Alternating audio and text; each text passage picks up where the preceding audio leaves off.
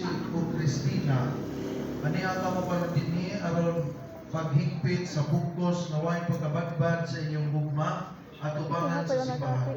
Nagapasalig ako karon kaninyo sa mga pag-ampo sa atong kadilingban aron ang Dios mubukbok sa iyang panalangin o mutabang kaninyo diya sa pagtuman sa katungdanan sa kaminiyong.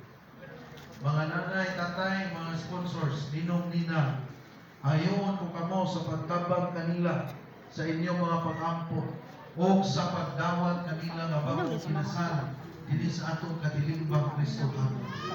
Ikaw, Richie o Christina, ayon ko kamo sa pagtubag sa tinuuray o sa kinasingkasing nining mosunod nga mga pangutana. Christina, bianhi pa ikaw sa imong kabubuton aron pagpugkos kanunay sa imong